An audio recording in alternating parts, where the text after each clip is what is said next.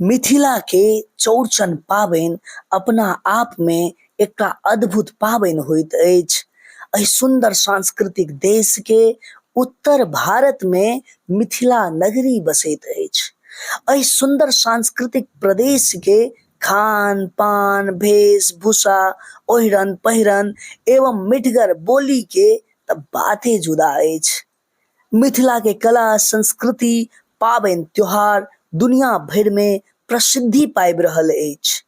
चौड़चन पाबनि में मुख्यतः चंद्रदेव के पूजा कयल जाइत छनि। एहि संपूर्ण पृथ्वी पर केवल मिथिला टा ही एहन नगरी अछि जतय उगैत सूर्य आ उगैत चंद्रदेव के पूजा कयल जाइत छनि। मैथिलानी सब चौड़चन पाबनि सँ एक दिन पहिने अरबा अरबाइन भोजन करैत छथि। पाबनि दिन स्नान आदि करलाक बाद नवका चूल्हा पर पूरा दिन विधिवत पूरी पुरुकिया एवं विभिन्न तरहक पकवान बनाबैत छथि। पूजा करनिहार मैथिलानी पूरा दिन उपवास करैत छथि।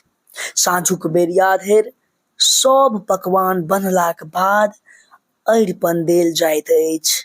बनाओल गेल अरिपन पर सब सामग्री के एक एक कऽ राखल जाइत अछि।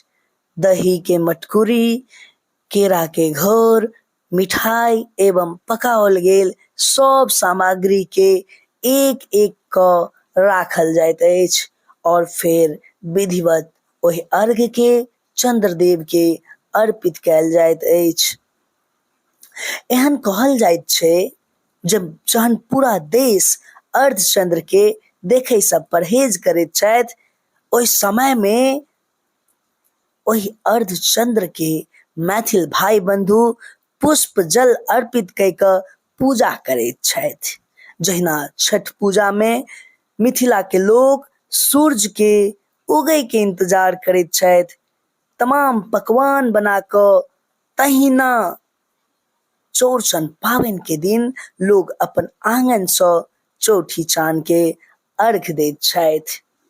एना कऽ कऽ मिथिला में चौड़चन पाबनि मनाओल जाइत अछि। ई पाबनि अपना आप में अद्भुत अछि और एहन केवल मिथिला के नगरी में ही होइत अछि। हमर सभक सांस्कृतिक मिथिला के ई एकटा पारंपरिक पाबनि होइत अछि जाहि में तमाम मैथिल मैथिलानी चंद्रदेव के प्रणाम करैत छथि। तैं दुआरे कहल जाइत छै जे मिथिला केवल उगैत सूर्य के ही नहि डूबैत सूर्य के सेहो प्रणाम करैत छथि।